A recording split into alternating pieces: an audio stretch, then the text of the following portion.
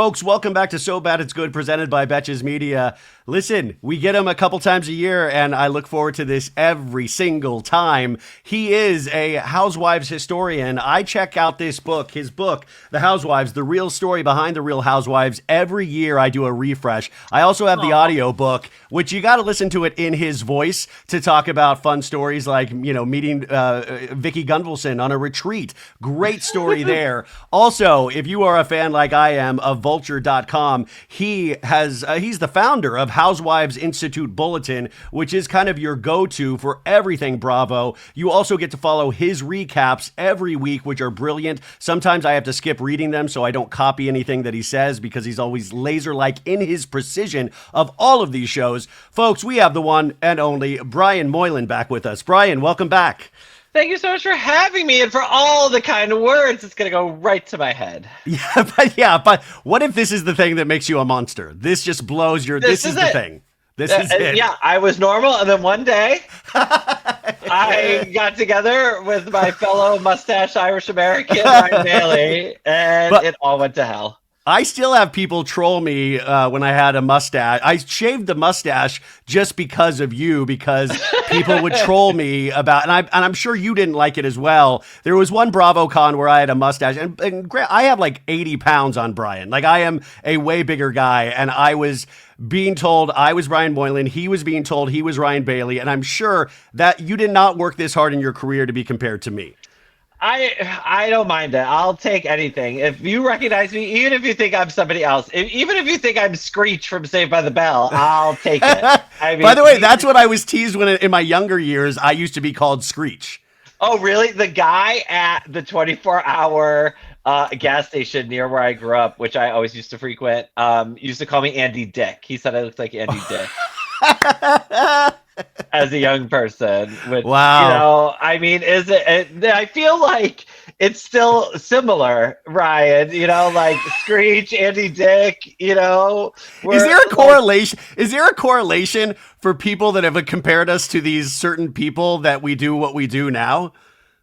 Who knows? I don't know, maybe. I guess I don't know, maybe we're just the same person on like parallel tracks. I don't know. We're a sliding doors moment waiting to happen.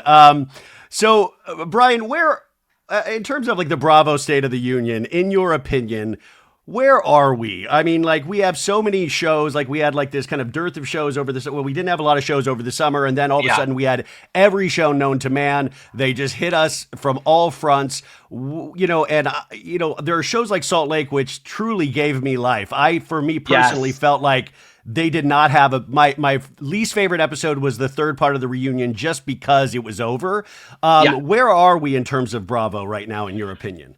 It's kind of funny because it's really, it used to be that it was like Bravo was like a machine. This was pre-pandemic, where it's like everything filmed at the same time, everything premiered at the same time. It was like you knew what you were getting all the time.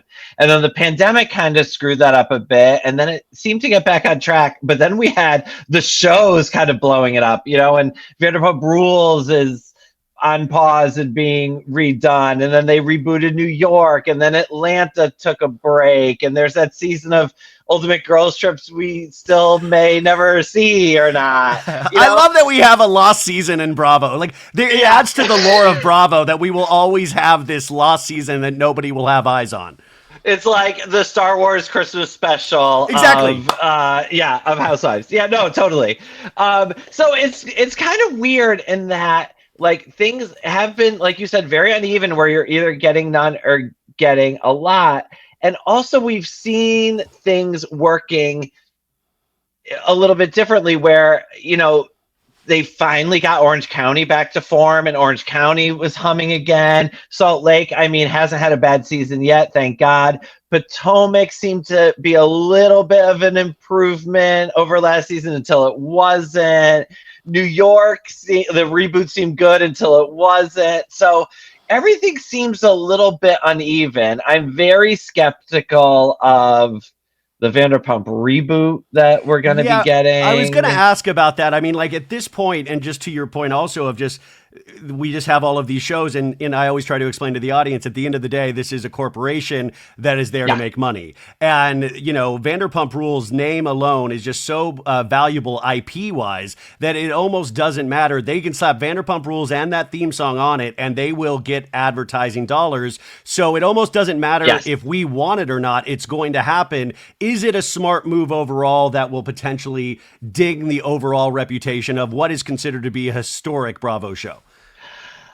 That's a good question, and I think that's what the fans keep saying, like, oh, they have to cancel Real Housewives of New York, and I'm like, no, girl, no. They never in a million years is that going to happen. Like you said, and I said the same thing about Vanderpump Rules. They're going to slap that label on something because people will watch it. But yeah, so I don't know. I think that it'll be harder to reboot Vanderpump Rules, I think, than it will be to reboot Housewives or do any of the kind of soft reboots that we've been seeing, because they have the rest of the franchise to kind of buttress it up, right? Because we all know that even if Potomac has a lousy season this season, next season it might be great. New York might be lousy now, but we trust in the Housewives, whereas Vanderpump Rules kind of stands on its own a little bit. And I feel like the crowd of people that they're going to be going for Vanderpump Rules, which is young, thirsty, fame-hungry drama queens, is especially bad at bringing us the reality that we want now. Like that's where they indulge all of their playing to the camera, self-producing, being inauthentic, trying to make a good show rather than be a real person. All of those bad impulses, I think, is going to be front and center in Vanderpump Rules in the way that we saw it in Lindsay Lohan's Beach Club, Vanderpump Villa, the first few seasons of Southern Hospitality. Like, it's just going to be another one of those. And I'm very skeptical. Well, yeah, I'm very skeptical, but at the same time, I'm not kidding myself. I'm not one of those people of like, I refuse to watch it. Like, I'll watch anything. Listen, totally. I mean, it's like, also our job. Yeah, I was like, it's a no-brainer. Like, I'm never gonna say like I'm not gonna watch something because that's just gonna be a lie. But I love the thought of a new series where some of my frustration sometimes with Bravo in just terms of the edit as we go through the years, especially on Beverly Hills right now or even Southern Charm, you just see, I think, 10 minutes of flashbacks. Like, they'll even flashback to something that happened 10 minutes ago in an episode where I'm like, wow. And I love the thought of not being able to flash back to anything. Like, if you have a new cast, you cannot flash back to anything unless it's like a day before we had this conversation. Bravo loves a flashback. Like, sometimes I'll want to clock just the flashbacks of how much it takes of the edit. Because I'm like, are they filling time, or do they think we just like our memories get erased every week? Do you follow the Reality Report on Instagram? Is that something to follow? I don't. Yeah, so they go through like the shows and they kind of break down like which feud gets the most time, which housewife has the most screen time, whatever. And one of the ones they do is flashbacks, and it's like how much of each episode is a flashback. Okay, I'm following that today. Yeah, and it's like more and more. And I think that's part of what makes Bravo fun, especially for people like us who've been watching so long. And it's like they show you those things that you remember. Yeah, but oh my God, it'd be so funny if on the new season of Vanderpump Rules, Lisa's like, be careful or else you'll get fired. And then we get a flashback to the people in the kitchen laughing when Chris and Dodie got fired and being like, oh, thank God she's gone. Like what if the new reboot is just all flashbacks of the old Vanderpump? It's just like they still find a way to troll Sheena every episode, Oh my God. Yeah. Imagine if they brought Sheena back as like the manager, like poor Sheena. Well, by the way, I mean, that was my head was like I was like, oh yeah, they'll probably bring Sheena like how to do a cocktail service, like how to do this the right way. I at first, before all the events happened, I thought, oh, James Kennedy will still DJ there until a couple months ago. I felt that. So who knows what? I mean, it's just so funny that Peter overall is the last man standing. Like Peter is the connective tissue. Like the one person who always actually worked there. But he played the long game. The long game. I will tell you though, Ryan Bailey, I was recently in Los Angeles and I went to SUR. Oh, thanks for the call, Brian. Sorry, I was too busy going to SUR without you. But I granted it was a Tuesday night in January, but there was not one other table in that whole I know. restaurant. And so I don't even know. Well, you're Oh saying my it was goodness. packed? No, there was nobody but us. Oh, I thought you said not one table with. Oh, so yeah, that's like Brian. How are they going to act like it is like the? Because if you rewatch Vanderpump Rules, this is the busiest restaurant in West Hollywood. Like, will they be honest and say we're really struggling these days? We're Yeah. really struggling.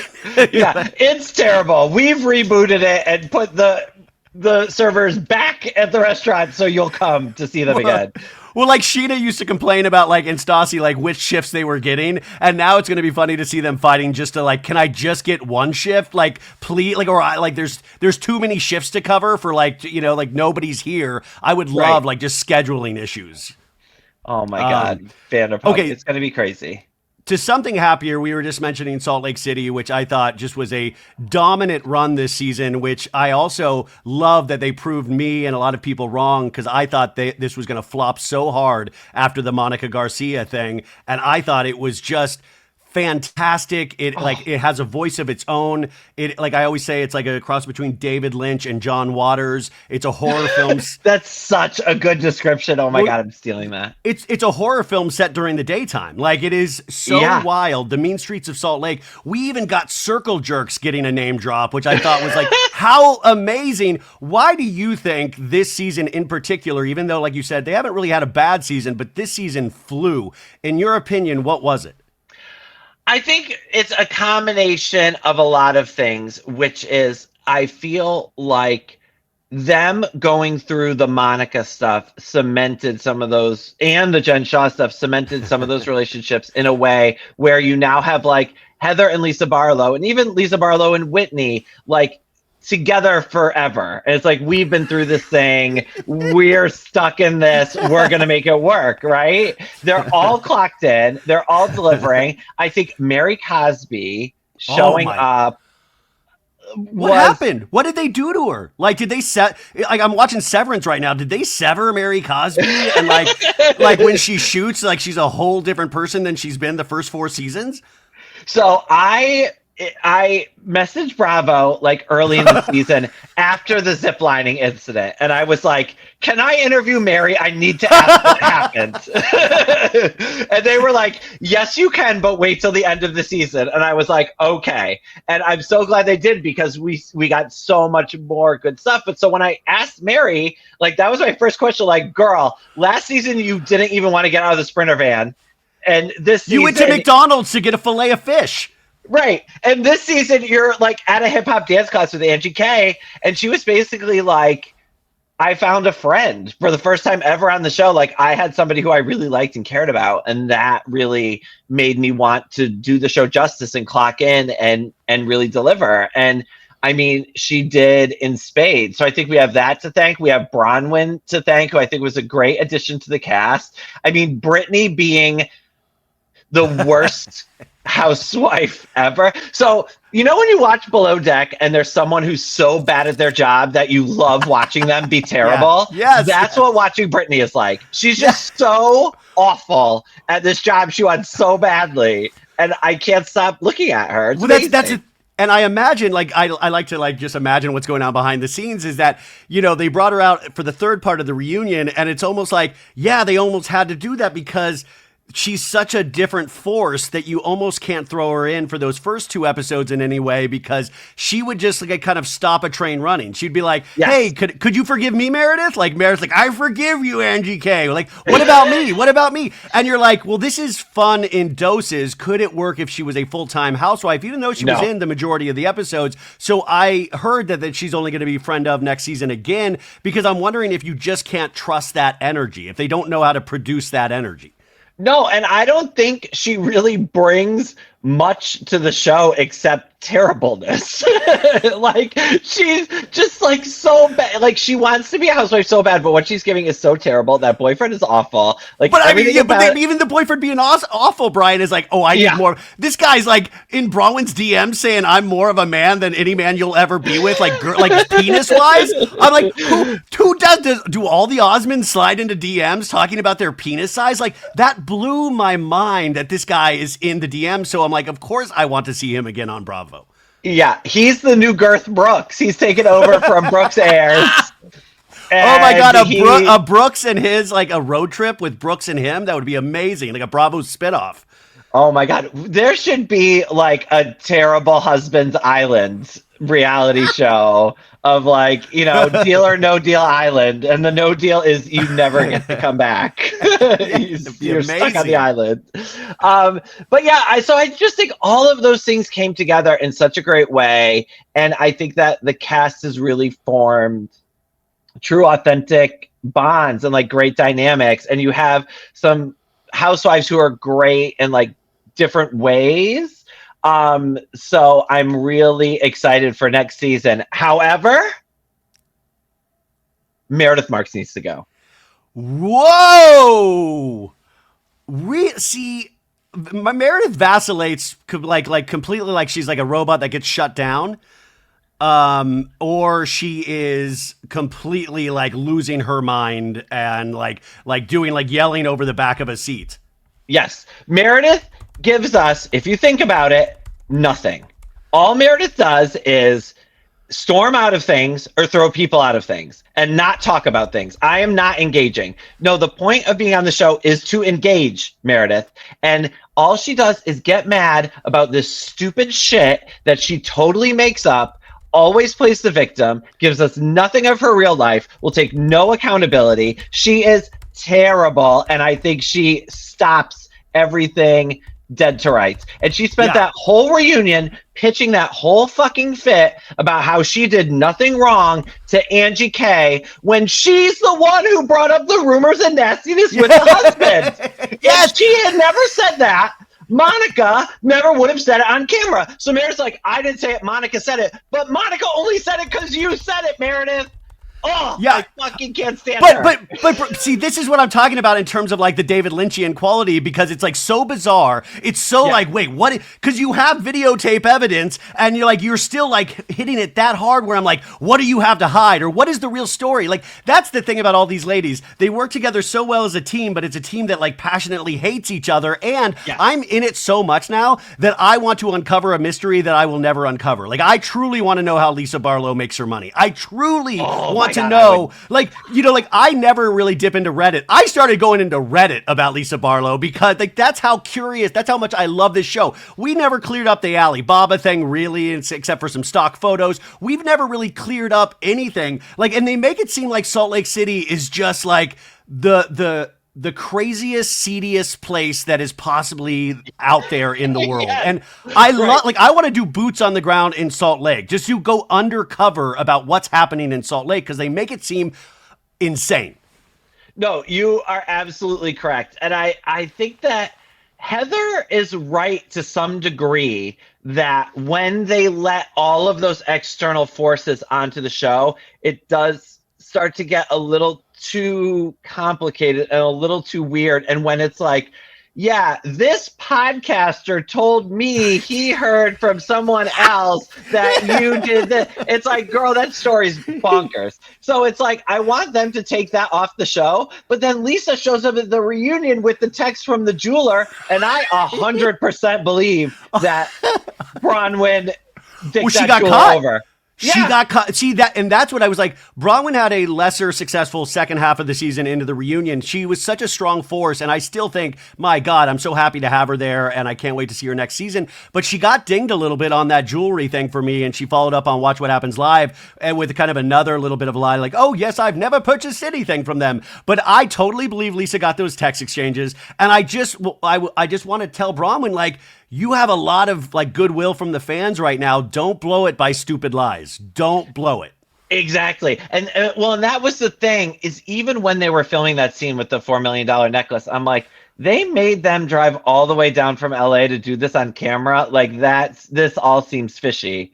And Yeah, we were if right. she had bought that, if that was true, I would have thought she was like horrible. Like I'm glad she didn't buy that. Like I don't know, you don't have to lie about that. I mean, but I don't watch the show for opulence, so I don't No, really right. extremely care about that. The other thing is Heather Gay, do you think she holds water as the reliable narrator of Salt Lake? I think so. And there was a lot of people I saw speculating online after the finale, like, oh, that was all scripted. Heather made that game up, blah, blah, blah. And I do feel like maybe she had this idea for the game in her back pocket. But the thing I think is great about Heather is she spent so many years in ministry, so many years, proselytizing on a mission that she can just talk like that, like off the top of her head and just sound so great and persuasive and with a gravitas that I am like, yes, Heather, I am in. And so I think Right, you Heather, didn't hear that game and be like, I heard that game. I was like, I'm with you, I'm with you, I'm with you. And I'm like, that's the game? Are you out of your mind? Like, and then everybody bought into it. So, like, I love, like, it's that whole improv yes and thing. I love that everybody yes anded that game because it's so insane. You would never go, like, I would never in a million years, even if you were my parents, read you the worst things that I ever said about you over text. And the fact that Lisa was the one that didn't like, I love that Lisa was the one that couldn't handle it, but it still was such a batshit premise. Lisa read hers on the extended version. The Oh, yeah, one but it who was couldn't boring. handle it, It was boring about Meredith. Marks is the one who never read hers. Know why? Meredith gives us nothing. Fire her. Okay, I'm done. But I love the beef. Like this is I love, but it is, I'm so curious because they have that Made in Manhattan show that's going to be coming out pretty soon with Brooks Marks and some of the other kids, like, so I'm curious to see what Brooks brings to reality TV because he's been not a punchline, but he's been kind of silent in the background of scenes. And I'm curious if it's the same thing that his mother, I'm wondering if you'll have the same issue with Brooks. I am curious too, but I will say this. Brooks Ayers is an adult man who has chosen to be on reality television. Talking about that person is not off limits. But the mere mention of Brooks's name, and Meredith says, keep my children out of it. Yeah, only when your child isn't pulling a Bravo paycheck, Meredith Marks. Then they can stay out of it. Be like that hot son we never see. Then he can stay out of it. But Brooks, no, fair game, bitch. And I also like that Seth, happily admits, like, yeah, if our marriage is like 50%, that's good. That's a win. I'm like, that is a failing grade. If you have a 50% happy in your marriage, right. Like, he's like openly admits it. Like, I see her like maybe 18 hours a week, and it's like, it's working great for us. And I'm like, what is going on behind the scenes? But just overall, just an amazing season. And I also just the humor in it of like Sean at the reunion being like, talking about the circle jerks, and he had this very honest moment of, I'm never going to live this down. I'm never going to live like it was to himself, almost him saying like, I'm never going to escape this. And it's true. Sean will never be able to escape this. And I say, that's the wild trade-off of having your wife on reality television. No, absolutely. And I feel like part of that and part of those rumors and nastiness about the husband, the gay rumors about Sean, is because he's a male hairdresser. And I think he's kind of saying like, people have been saying I'm gay ever since I went to beauty school and I'm fucking sick of it. And so, I do believe that there were those rumors about Sean. Do I think Sean's gay? No. But like, but also, do I care? No. But it's just, it's weird to watch it. It's fun, not fun, but it's interesting to watch him react so like, not intensely, but you could just tell he feels it. Yeah. And Angie, I always hated Angie, but this season, girl, Same. Oh my God. I have done a full 180 on Angie K. I love when a show proves me wrong. I love and the ridiculousness, but also the beauty in that scene at the finale of, the marry her scene of like, I believe God. I love you, Mary Cosby. I love you. And God put you in my life. And I was like, what scenes did we not see? Like, I saw the friendship, but like, I love you. Like, look at me, Mary. Yeah. I love you. And I'm like, holy, this is better than Sleepless in Seattle. This is the romantic thing that I've always been looking for headed into Valentine's Day. But I believed it, but at the same time, that's why Salt Lake works. I believe it, and it's also ridiculous at the same time. You're absolutely correct. And a lot of people say it's like a parody of a housewife show. Like you put these women in front of a camera and said, act like housewives. And I'm like, yes, that's exactly what this is. And I love it. But I keep seeing these tweets and people saying like, this is what I want housewives to be. Every show should be like Salt Lake. And I'm like, no, girl, do not be careful what you wish for. Like if we had 10 Salt Lakes over the course of the year, we would be exhausted. No, like, that's why I love the differences between Beverly Hills, the difference between Salt Lake, the difference between Potomac. It all has to have its own flavor, and that's why Salt Lake, you invested 4 seasons to get to this 5th season, and that's why I love it so much. The final thing I wanted to ask you about Salt Lake was in regards to Monica Garcia and the potential, I don't know, return of Jen Shaw eventually, because I always said, at this point, I feel like the prison system is a fan of Salt Lake City as a franchise, and they're trying to get Jen Shaw out as early as like next season just to get her on the show. And everybody's like, I don't want her back. And personally, yeah, I don't want her back either. But once again, we're talking advertising revenue, talking about people talking. What do you think the odds of Jen Shaw coming back are? And do you think it's ridiculous that they were so upset about Monica Garcia, but obviously do not have that same energy for Jen Shaw, the person that is actually in prison? I loved Mary's moment at the reunion and this was so great about Mary is she just tells you the truth. And she's like, Meredith, this woman was terrible to us for years, and you're taking her phone call? Like, that's crazy. And so I think for that reason, they can't have Jen Shaw back because Jen Shaw none of these women want to film with Jen Shaw. And I think all these women at this point are way more valuable than Jen Shaw. Do we need a Jen Shaw sit down with Andy Cohen? For sure. Do we need Jen Shaw to visit with the women and there to be some kind of dinner? I'm into that, but I don't want Jen Shaw back as a friend of, as a full-time whatever. I'm still mad they bought Teresa back after she went to prison. Like, oh, Brian, watch out! There's a sniper outside. Like, there's a Teresa fan outside your window right now. Be careful. I mean, I will say it. They should have fired her a long time ago, too. Well, look at where we're at with Jersey. We can't even get a new season because of all that stuff. Right. So I don't think that we can have Jen. I don't think we can have Monica, and I'm like fine with that. But I do feel like there is room for both of them on Traitors, on House of Villains. Yeah, exactly. Like, put them on all those shows. I'll happy for them to be back. But I think that putting them back on Housewives is a fool's errand. Yeah, I'm curious to see what they do in a couple of years and where Salt Lake is at that point. But man, I'm just so sad it's over, but I'm happy that it happened in the first place. Have you heard boots on the ground in terms of when they start filming again for Salt Lake season 6? No, but I assume it's shortly, right? Because usually it's 3 weeks after the reunion films is when they send out contracts for the next season. And so contracts should be out already. And they always film Salt Lake in the winter. And so they should be filming now.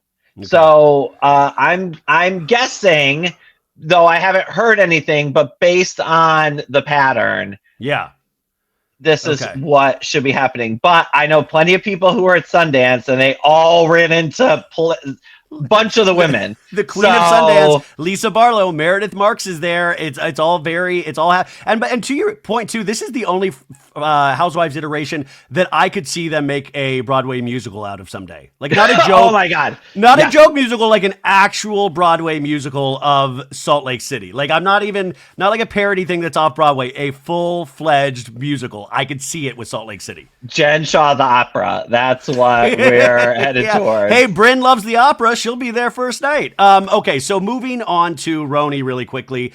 We just had our second part of the reunion. It was, I don't even know if it was an up and down season. For me, it was just didn't congeal. For a lot of people, it didn't congeal. But at the very end of this season, we have the Bryn stuff kick up with Uba and the rest of the ladies. And she had to, I would say, answer for what her behavior, but she really didn't really answer. It's a real big confusing thing. And she did an interview with Rolling Stone where I felt like she deflated everything because that was after the reunion filmed. And so we already know she still really hasn't learned anything about her own behavior. Where does Roni go from this point? Because I think they will definitely get a third season, whether we like it or not. Where do you think this will go at this point? That's a very good question, because watching that reunion and seeing all the women interact together and finally have like show things to fight about, but also showing that they are starting to form like deep relationships with each other. I was like, maybe this can work. Maybe this can work. But I think that we can't have Bryn back because no one is ever going to believe her, both in the cast and in the audience. Like now we all think Bryn's a liar. And so And anything not she just brings, because of that moment. She had so many moments throughout the season and last yes, season where they showed us she was legitimately lying or trying to cause trouble with everybody. yes, or just like, it's like I fully believe Aaron told that story about Jenna and the Uber and was like, "Oh my god, and Jenna didn't pay me back for the Uber. What is she poor? Ha ha ha ha." And then, but then I also believe Bryn was like, and then she was like, "What is Jenna poor?" And like that's like the difference in like what Bryn does. So we'll never believe anything she says. The women won't believe anything she says. So I feel like she's a lost cause. Uba seems maybe not interested in returning. I was getting that vibe too, Brian, like where I'm like, it's almost that vibe where she's like, do I need this in my life? Do I really need, because I felt like I was watching her have multiple mental breakdowns at that final episode and then the reunion where I'm like, cost risk analysis. And especially if you're in love with Yes. somebody, is it truly worth it if you have a beautiful life? Yeah, and she's given up her apartment in New York, moved full time to Connecticut, so she's not even in New York. So, yeah, and then she did an interview with Glamour magazine that was really great, like her addressing the season. Yeah, and it seemed like she was like, I think I might be done with this. So I feel like that opens up room for some people who are going to cause mess and drama because Jessel is, I think, a great housewife, but she's not an instigator. It's No. like you need someone to say something stupid to Jessel for Jessel to have a crazy reaction to, and And then you love it. Yeah. Right. Yeah. So you bring another shit stirrer in to like come after Jessel, like Jessel's gonna rise to form. Same with Aaron. Like Aaron is such a good, and by good I mean terrible, reactive housewife. I want Abe as a full-time housewife over Oh Aaron my sometimes. God, yes. Like I love Abe, but why I think this will get another season, but why get another season with this but not Dubai in your opinion? I feel like Dubai was, I mean, Real Housewives of New York is like part of the institution, right? And if you cancel it, that shows a chink in the armor of like, oh, maybe all the dominoes would fall. So I think that Dubai just didn't catch on and wasn't like that big. I Well, they also gave it like how many years like between seasons, like you lose interest sometimes, and then you don't like promote the first season for people to like study the history of that first season. So it's already set up at a disadvantage going into that second season. Yes, but I also think people were more resistant to the idea of Dubai in general. I know I certainly was. Yeah. And I also feel like, though they said this wasn't the case, I bet some costs of production were probably being offset by some sort of concern that may or may not want to make Dubai look good. And maybe that money dried up. So, for instance, like with Ladies of London was a big hit on Bravo, but it was a Bravo BBC co-production. It was not a big hit in the UK. So BBC was like, we're done. And so Bravo's like, okay, it's not a big enough hit for us to finance this alone.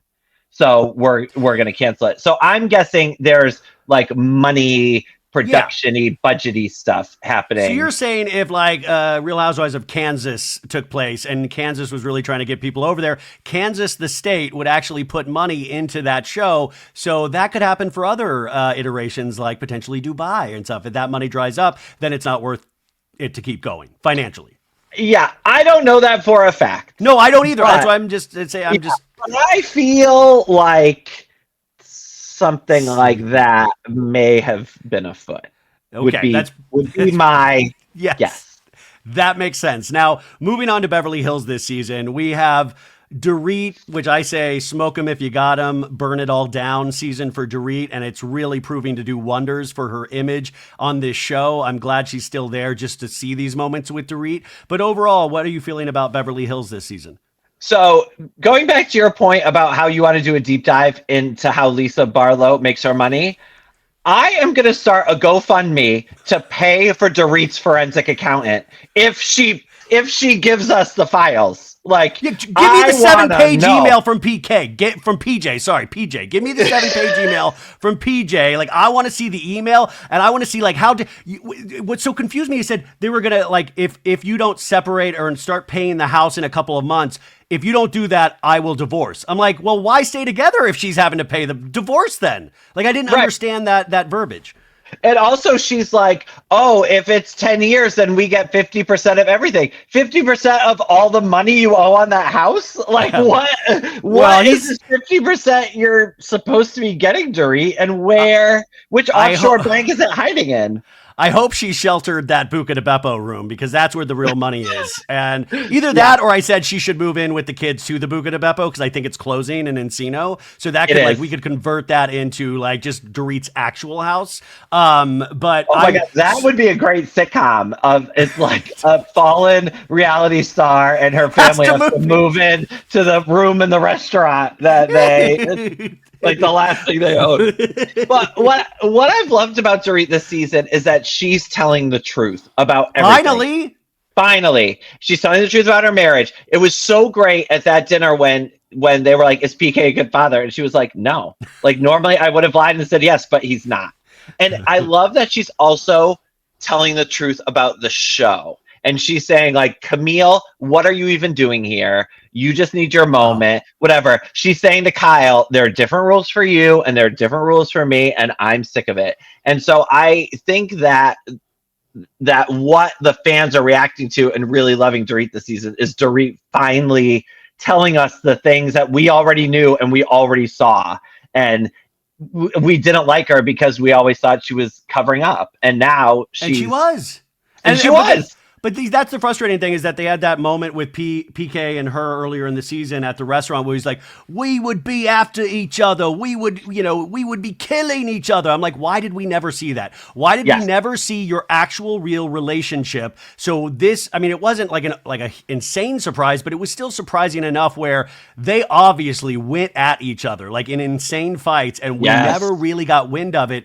And this guy, I try to always point out, no offense to PJ, but he has another family. He's already done this before, and it truly, Erica, finally, I never thought in a million years I would be agreeing with Erica Jane, where she's like, listen, this is how it is. He's not interested in you. And yeah, he's done. Like, he's already probably has another family at this point, but like, she really came in at that last season at the table at Kathy's, where it's just like, you gotta get your shit in order, because Erica, of course, knows the legal details at this point. But I never thought I'd be at a place where I'm agreeing with Erica Jane in a season.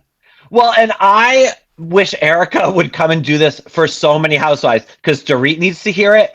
Kyle needs to hear it because Maurizio is not giving up his 50% of the agency without some good lawyers. And know who else needs to hear it is fucking crazy Stacy on Potomac, who's like taking alimony but on child support or like whatever the fuck. No, we need to send Erica in and sit her down and be like, bitch, get a lawyer, protect yourself. I'm like, yeah, Erica, yeah. And then like, I love Kathy. That scene was just so, I hate using the word delicious, but it was delicious. And then if you were cutting back and forth with Sutton's potentially racist mother, like you bought me this scarf. What is this shitty scarf from you? And we see next week or this week where Garcelle like says you got to be nicer to Sutton. She's like, it's none of your business, which it isn't your business. But I'm like, what were the negotiations to get Sutton's mom on? And I was like, finally, this episode did it for me, where I was like, we are getting stuck in memes and text land. We are getting stuck in memes and text. And now we finally got something to chew on, and I hope they can carry that energy for the rest of the season. Do you think they will?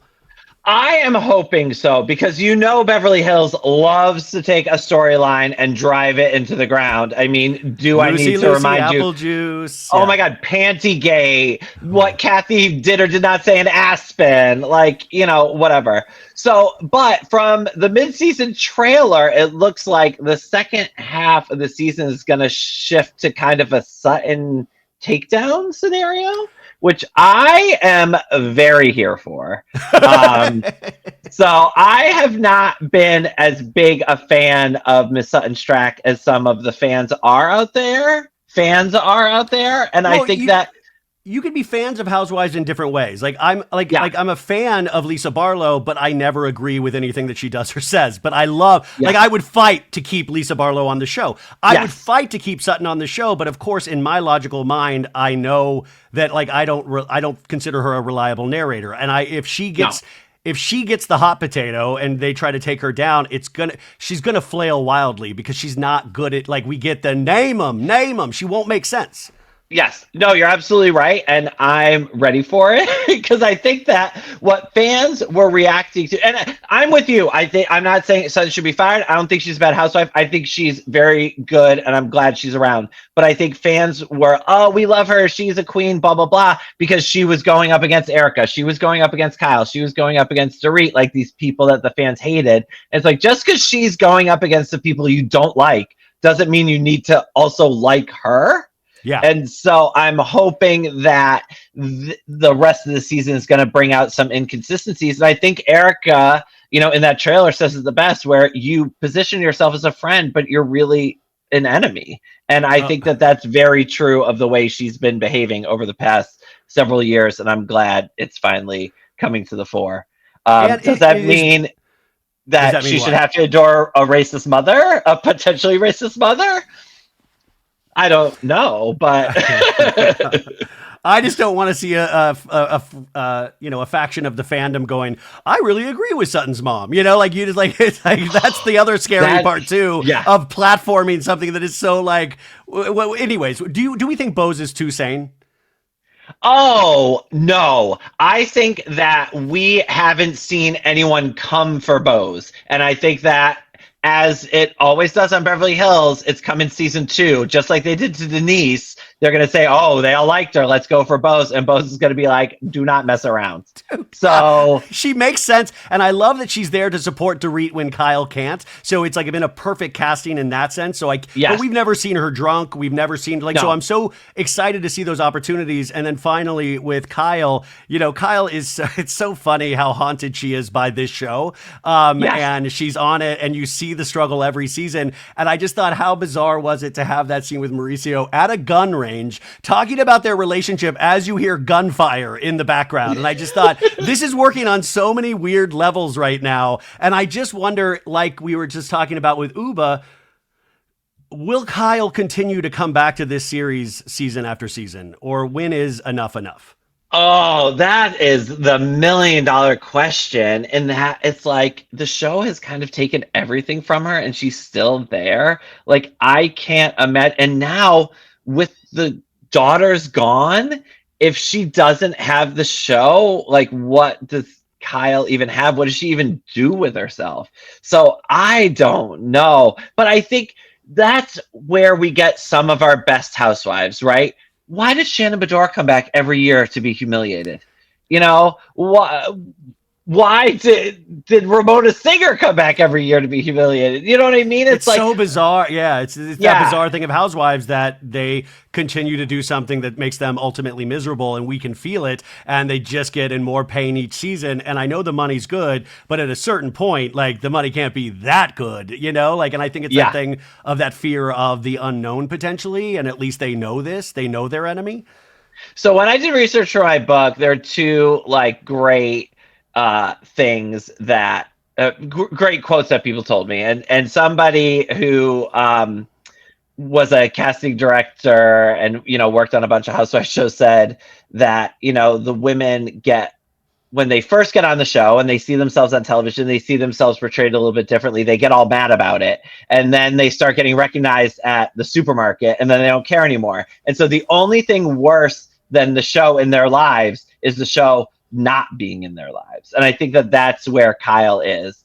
The other great thing somebody said to me, he was a producer of the Australian versions, like Melbourne, Sydney, Auckland. And he said that when you cast a woman on the show, you figure out why she's doing the show, and that's her storyline. And so I think we need to figure out why Kyle is still doing this and then that's going to be her story going forward. Because, What yeah, a I think dynasty. that's, yeah. What a dynasty. Listen, we have about 15, 16 more minutes. I just want to get through Potomac really quick, which, by the way, uneven season, but not in the way that New York was. I am so clocked in to watch this. I was bummed out that the reunion wasn't on last night, I guess because of the Super Bowl, but it looks like actually a fantastic reunion even without Karen there. Were you as surprised as I was when you saw that actual Karen Huger DUI footage and bringing up, name-dropping Andy Cohen in the squad car? Yes. Like, I had no idea it was that bad when this initially happened, nor did the cast.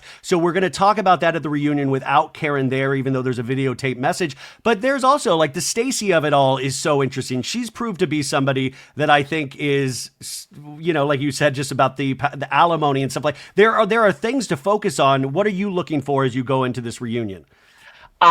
So when they said, "Oh, somebody brings receipts," and it's the last person you'd expect, I'm like, "Oh, who could it be?" And then we see in the trailer that it's Eddie Acefo. Eddie. Yeah, and I was like, "You're right. I did not expect that, and I am motherfucking here for it. I cannot wait." Yeah, and wasn't the speculation that she paid him to play her boyfriend on the show? That Stacey, that's allegedly what I heard. Yeah, and that girl seems to be very much the case. I mean, she bought him at the Kenya Moore fake boyfriend store. I mean, yeah. But I think Stacey was such a good addition, and unlike Mia, I think she is Potomac in that way that Karen Huger, says. And so I'm glad for Stacey to stick around. I mean, I don't think any of us expected the Karen Huger footage to be that bad, because the way she had been selling it was always, I'm going to be vindicated. It wasn't that bad. And so I'm thinking it's maybe she had 2 glasses of wine and then drove a little too soon and she was actually kind of fine, whatever. But girl, then you see that footage and you're like, there is no vindication. There is no misunderstanding. Like, you were so wasted. You shouldn't even have been looking at a car, nonetheless driving a car. They have footage outside the cop car, in the police station, in the police rooms at the station. Like, you could do a full movie of just all the footage they had. How do you have this much footage and still want to go to trial for this? And now I'm scared Karen's actually going to go to jail. Yeah, no, 100%, because I don't think that, and that's what, Karen is so good at playing the game, and it's so strange to me how badly she misplayed this whole thing, how she, wouldn't talk about it on the show. You look at Shannon Bedore's DUI. Shannon Bedore showed up saying, it was the worst moment of my life. I was so terrible. Please forgive me. I did something wrong. I didn't go to rehab, which I probably should have, but I did seek some kind of treatment. She did outpatient, yeah.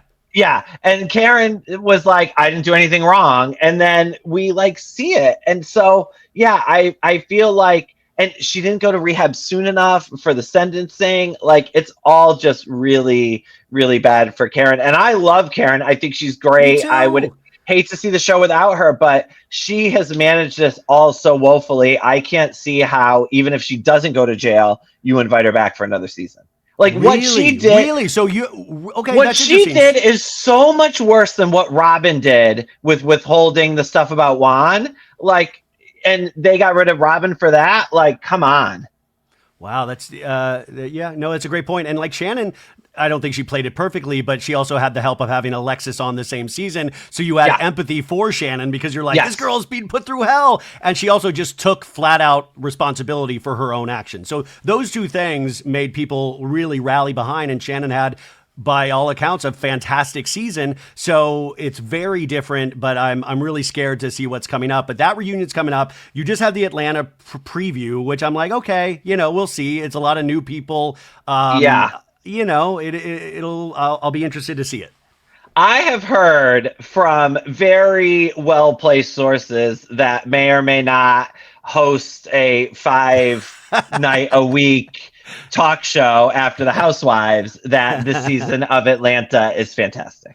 Okay, but say that you did talk to somebody that hosts a late night show after Housewives. This particular person, in my example, will say this about every Housewives show.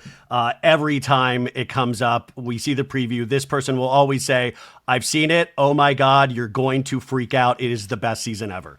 Just using, this is all fake conversation we're having right now. Yeah, you may, yes. I agree with you, but it did feel, based on the conversation, felt a little bit truer than usual. By the way, we are talking about Jimmy Fallon, just to clear up anybody trying to guess out there. Okay, so finally, I wanted to bring up Summer House, but put it in there with Southern Charm.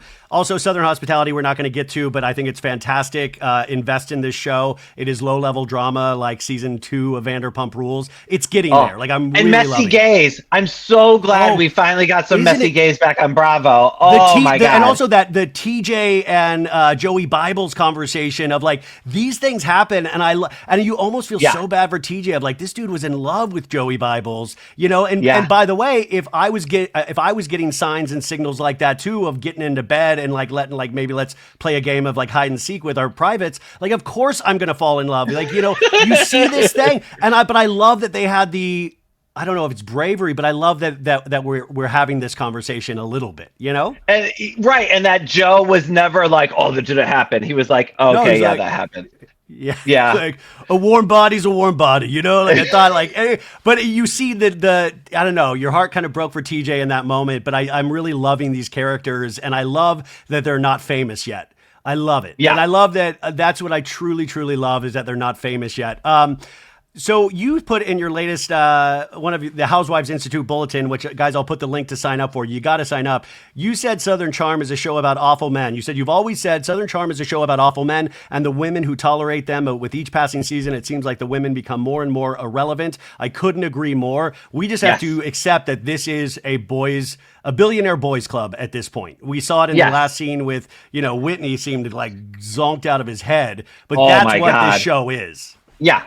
And I think that before you'd have the women involved because like Naomi was dating Craig, or it would be like when Taylor was Shep's girlfriend. Like, I don't think that it needs to be a show just about men, but like Vanita doesn't do anything. Molly, God bless her, I love her, but she doesn't seem to know anybody else. Like Leva never leaves her kitchen. I mean, I told Leva she needs to do a cooking show with her son because there was one season that's where the only time we saw her would be in the kitchen cooking with her son. I was like, just do a cooking show with your son.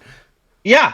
And so I don't get why they keep trying to. I mean, Sally seems great, but it all just seems like tertiary. And whenever they're talking about those scandals, it's like, put them all on Southern Hospitality. And let's keep this on like Craig and Austin and that relationship is so, the mid-season trailer came out and you see Shep have this realization that this girl is ghosting him, that they go and see, and he's finally getting like a taste of his own medicine. Like he's having this realization moment of like, oh my God, this is what it feels like for what I've done to women all my life. This is horrible. And you have this moment, you obviously have the Craig and Paige breakup, and then you have the Austin breakup with Craig. So you have these men, and then you have Whitney, who just seems like sometimes on a different planet, and Miss Patricia. Like to me, that's the show right there. And then you have these other surrounding things, but it's just those men, and to pretend it's not is ridiculous. You're right. And I don't mind Madison being around because she seems to like talk to all the guys and like hang out with the guys and whatever. And I think she's an excellent practitioner of the reality television arts and sciences, though she never has enough to do. But but we don't need all this extra like Taylor, Vanita, like whatever stuff.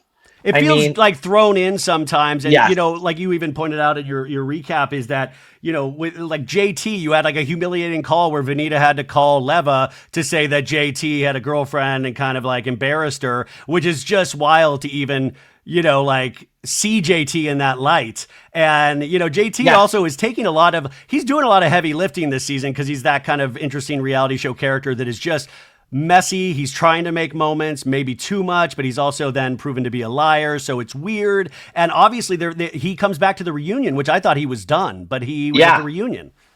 Yeah, I wouldn't be surprised if he showed up for another season. Let's be perfectly honest, but it seems like nobody wants to film with him. So I don't know about JT. It would be like Bryn. I don't know if he's one of those people that, there are those people that you love to hate, like, Yeah. and I can't decide if I love to hate him or if he's just not good. Yeah. Yeah. I mean, it'll be interesting. And I think this season is like just hit or miss, and those scenes with the men, it is very funny in a very dark comedy sort of way. And I don't think they even realize why it's funny. But we had this scene this week with Paige and Craig, which is where we can end today. Paige and Craig, and they have this scene like feeding the little goats and the bees. And it is not an argument, but it's a conversation that we've seen time and time again with them about where they're headed. But we now know that they have broken up and Yeah. they are trying to. I think the audience really wants this to be a Scandival, and we'll see if that, so far, I'm like, legally, Paige is totally in the right to do whatever she wants to do. Craig was just on Watch What Happens Live, and I thought he handled himself very well. But now we have Summer House premiering on Wednesday. Where do you see this story going? Were you affected at all with this Paige and Craig breakup? And did you ever care about their relationship at all? Or did you think like, oh, they're just going to end up getting married? Or did you always know they wouldn't work out? Oh, I thought that those crazy kids were going to make it work. Me And, too. it seemed clear. I thought Paige was going to get Craig up to New York and that it would work out. But apparently, Craig didn't want to go to New York and Paige didn't want to go to Charleston. I think that was the bridge that they just couldn't cross, which we all probably should have seen coming a million miles away because it's all they've talked about for years. But yeah, I'm going to be curious how it all plays out. And I think that that's one of the great things about being fans of these shows, especially now that, the universe is creeping outside of the shows, right? And so it's like you get to see the Craig perspective on Southern Charm. You're going to see the Paige perspective on Summer House. You see both of them talking about it in the press, on their podcasts and whatever, and we get to figure out like where the truth is. I don't think anything nefarious happened. I think this is just standard. It didn't work out. She dumped him. He's a little salty about it, kind of Well, yeah, like situation. he really Yeah. did think this was his end game, and also there's obviously an age difference. But I was talking to somebody else about this, of saying like, remember when Paige first came on and was with Craig, and she was like all down to be in Charleston? She's like, yeah, I see myself living here, like in the beginning, and Yeah. then year after year, it like slowly changed. Of like, and by the way, she has like this insane career where she doesn't need reality television at this point. So Yes. I'm going to find it interesting to see how she handles herself, because she's somebody that's never had the hot potato and has always had the benefit of being able to go against people, and she's really smart Yes. and witty, so she can do that and stand up for herself and her friends. How does she handle it when all of a sudden the microscope is on her?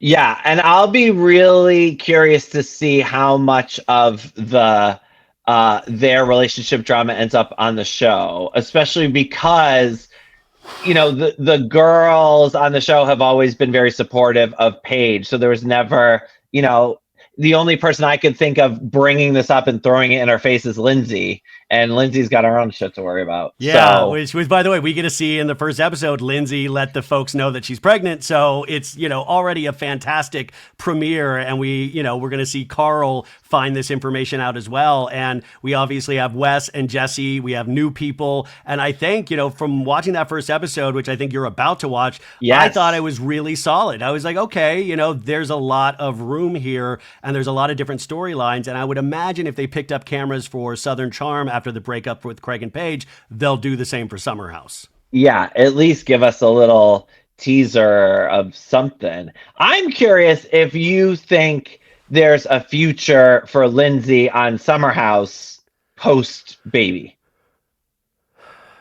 Well, there was this rumor last week that her and her partner broke up. I think Dumois had this like little thing, and I was worried about that rumor, but then I think Lindsay was trying to debunk that. Whatever it is, I don't know. Like, I think there's a room for like her maybe coming out one day of the weekend. Like, but I don't know what the cost risk benefit is of that, of like, is that really worth it at that point? And, but Yeah, you could also argue Carl. How long can Carl stay there in this environment that thrives off of alcoholism and potentially other things? And, we're bringing younger people in, like we got Wes and yeah. Jesse. So is this like a very dignified handoff to a new generation?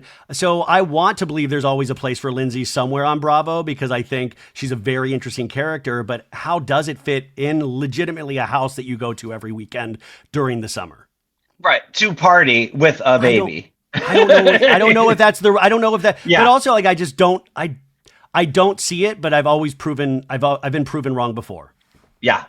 No, I'm with you. Like I don't want Lindsay to go anywhere because I love her, but also, yeah, at some point it's like They'll find a place for her if she's not there. I have a feeling they'll find some place for Lindsay at some point that works around. I don't know. Who knows? Anyways, I could talk to you forever. I know this is our time, but man, thank you so much. I was looking forward to this, and you never disappoint. What else is coming up for you that we need to know about? Because we obviously have the Housewives Institute, the Bulletin, we have the book. Is there anything you're able to tease that's coming up for you? I'm working on some projects at the moment, none of which have been announced yet, or I can really talk about. But most of them are Bravo Housewives related, but some of them aren't. So I've been stretching my wings in the non-Bravo space a bit. So, are you ghostwriting like Kendrick Lamar's book or something? Like, what are you doing? I am. It is a ghostwriting project. It is not a rapper, but I mean. It could be. Oh my God. Well, I mean, like, listen, we want to support you in anything that you do. But thank you, man. And seriously, next time you're in Los Angeles, please, if you have time, I would love to take you out for a drink and talk and hang out. But I really appreciate it. We can go to Empty Sir. Yeah, by the way, I'll be working there by that point, so it'll be great. Ryan's cast on the new show. By the way, like, wouldn't that just be like wow, this really has gone to hell. Ryan Bailey is literally a part-time manager now at Sir. It's like 6 24-year-old girls and Ryan Bailey. Living the dream, everybody. Yeah. Living the dream. Brian Moylan, ladies and gentlemen.